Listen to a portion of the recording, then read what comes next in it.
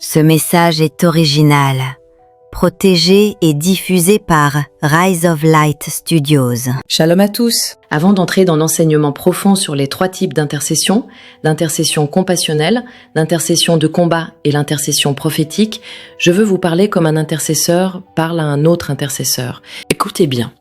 Les meilleures armes d'un intercesseur ne se trouvent pas dans un livre, ni dans un séminaire, ni dans un enseignement humain. Les meilleures armes se trouvent dans la présence de Dieu. C'est là, et seulement là, que Dieu révèle les outils spirituels cachés, les stratégies et les directions pour chaque bataille.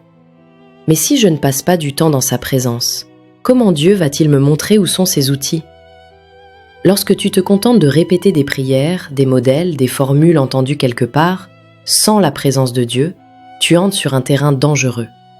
Car l'intercession est sérieuse. Lorsque tu intercèdes, tu entres dans des batailles qui ne sont souvent pas les tiennes. Intercéder, c'est prendre la place d'un autre. C'est se tenir dans la brèche pour des familles qui ne sont pas les tiennes, des pasteurs qui ne sont pas les tiens, des prophètes que tu ne connais même pas, des personnes qui ne sont même pas de ta nation. Et lorsque tu fais cela, sache-le, des esprits qui étaient assignés à d'autres territoires peuvent venir dans le tien pour te combattre. Voilà pourquoi il faut marcher avec prudence. Si tu ne passes pas du temps dans la présence de Dieu, comment vas-tu reconnaître la stratégie du moment ? Comment vas-tu percevoir la saison ? Comment vas-tu savoir ce que Dieu veut faire maintenant ? Beaucoup passent des heures en guerre spirituelle, mais ils ont arrêté de prier. Et laisse-moi te dire ceci, intercéder n'est pas la même chose que prier. Quand tu pries, tu parles à Dieu. Quand tu intercèdes, tu combats pour un autre. Mais ne néglige jamais ta propre position pour protéger celle d'un autre. Garde ton cœur, protège ton esprit, sois vigilant, car même en pleine bataille spirituelle, tu peux être vulnérable. Et après l'intercession, ne te relève jamais sans adorer.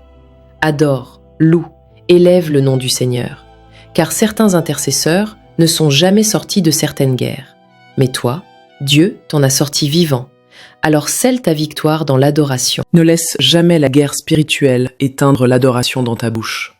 Tu n'as pas été créé uniquement pour combattre, tu as été créé pour adorer. N'oublie pas non plus ceci. Tu combats pour les autres, mais souvent, tu oublies ta propre maison. Après avoir intercédé pour quelqu'un, prie pour les tiens, couvre-les. Ne les laisse pas exposer. Couvre ta famille du sang de Jésus, protège ton foyer, ne laisse aucune brèche ouverte. Et n'oublie jamais de reposer ton homme intérieur. Nous avons un corps, une âme et un esprit. Et la Bible dit, bien que notre homme extérieur se détruise, l'homme intérieur se renouvelle de jour en jour. 2 Corinthiens 4, 16. Comment se renouvelle-t-il ? En Christ, dans sa présence, dans sa paix. C'est pour cela que Jésus a dit « Venez à moi, vous tous qui êtes fatigués, et je vous donnerai du repos. » Il y a un temps pour la guerre, mais il y a aussi un temps pour se reposer. Si tu mets ces choses en pratique, ton intercession deviendra non seulement efficace, mais ta vie après l'intercession sera stable, protégée et pleine de paix.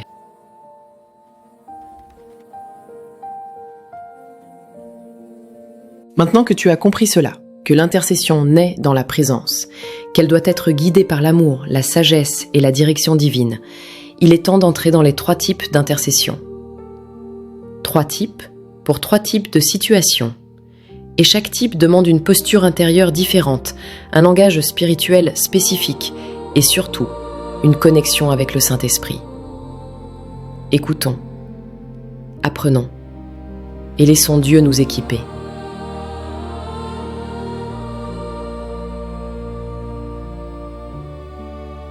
Aujourd'hui, nous allons suivre Alissa. Dans 3 situations bien différentes, elle va devoir discerner quelle intercession choisir. Mais tout commence par la compassion. Il est 22h, Alissa reçoit un message d'une maman qu'elle connaît à peine. Elle est en larmes, son enfant est malade, elle est seule, elle ne sait plus quoi faire. Il n'y a pas de démon à chasser ici, pas de blocage spirituel à briser, juste une âme brisée qui crie vers Dieu. C'est là que naît l'intercession compassionnelle. Elle ne vient pas de la peur ou de l'urgence, elle vient de l'amour, d'un cœur qui se laisse toucher. Père, tu vois cette maman, tu vois son cœur épuisé, ses nuits sans sommeil. Je te demande de la couvrir de ta paix, de poser ta main sur cet enfant. Viens Seigneur, restaure, console, interviens Au nom de Jésus. Amen. L'intercession compassionnelle ne confronte pas, elle porte, elle console, elle rappelle à Dieu une promesse, et elle croit que sa bonté répondra.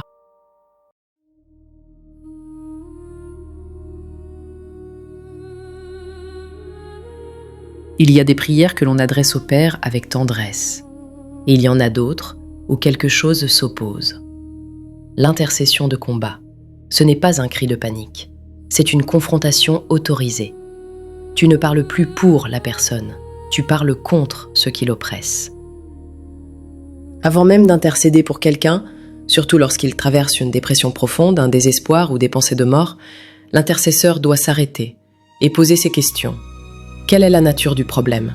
Et où se trouve sa racine? Car on ne prie pas correctement tant qu'on n'a pas discerné ce qui se passe réellement. 1.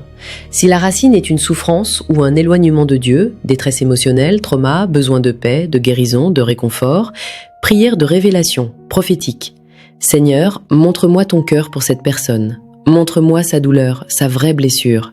Cela ouvre la porte à l'intercession compassionnelle. Porter l'âme brisée vers Dieu. 2.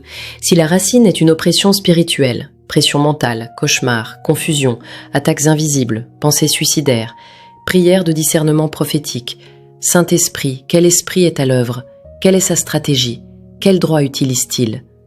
Cela prépare la prière de combat, précise, ciblée, guidée. 3. Si la racine est un plan divin à restaurer, appel volé, identité brisée, destinée étouffée, découragement, prière de vision, prophétique. Seigneur, quelle est ta volonté parfaite?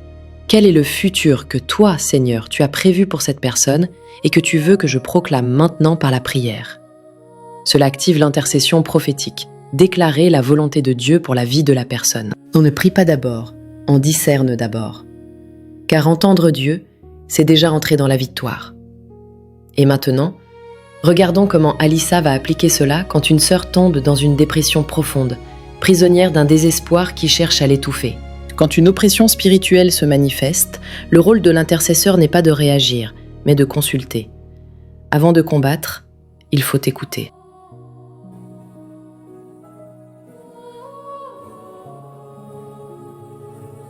Saint-Esprit, que dis-tu?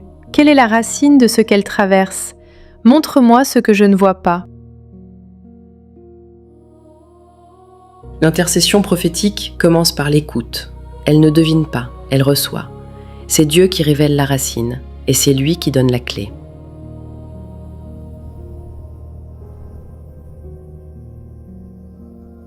Seigneur, tu dis que cette sœur est appelée à la liberté. Tu ne l'as pas créée pour l'esclavage de la peur. Je déclare que ton amour parfait bannit toute crainte. Elle a écouté. Maintenant, elle déclare, car la parole prophétique précède le combat. Au nom de Jésus, je parle à tout esprit de peur, de confusion, d'oppression. Tu n'as aucun droit ici, je lis ton action. Je ferme les portes ouvertes par les mensonges et je libère la paix de Christ maintenant.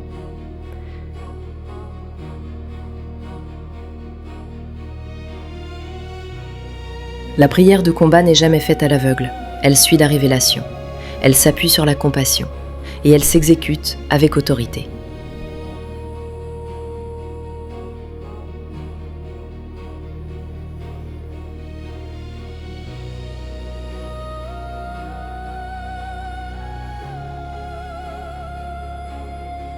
Merci Jésus.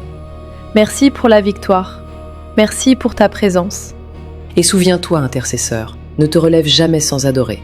La guerre spirituelle n'est qu'un passage. L'adoration, elle, est éternelle.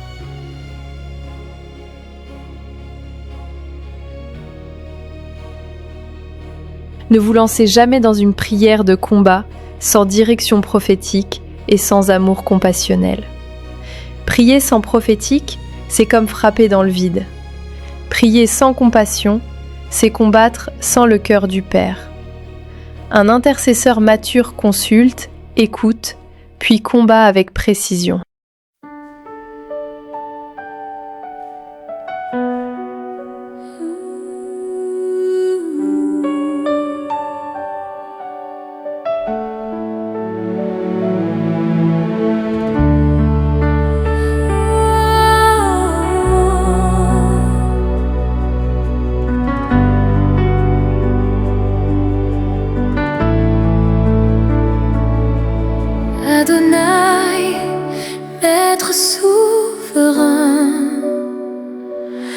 Tu règnes au ciel, sur la terre, dans mes lendemains. Elohim, Dieu créateur puissant, tu as formé l'univers par ton souffle vivant. El Shaddai tout-puissant, nourrissant. Ton amour me couvre comme l'enfant sous le vent. Tu es Jireh, mon pourvoyeur fidèle. Même dans le désert, tu es ma manne, mon ciel.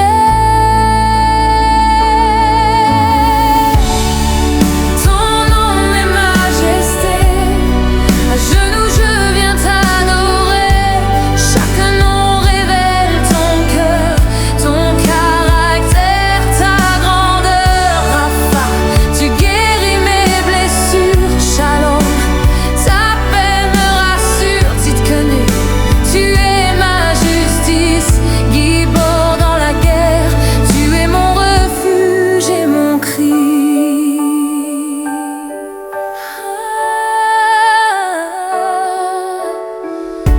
Mais Kadishkem, tu me rends saint.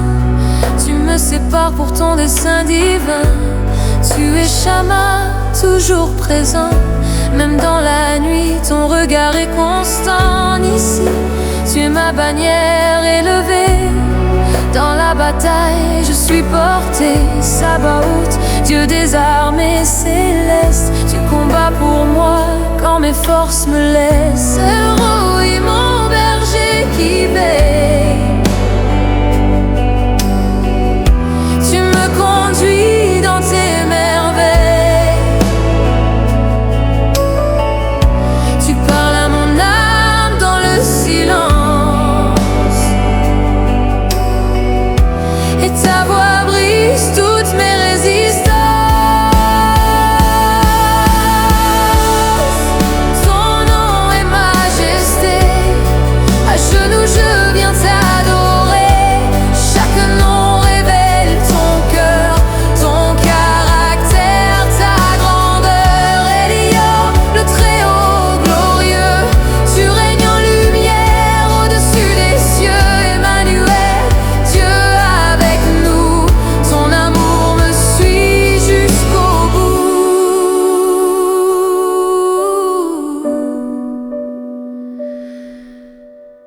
Je t'élève au nom au-dessus de tout. Tu es saint, tu es roi. Je me rends à genoux. Dans ta présence, je trouve la vie.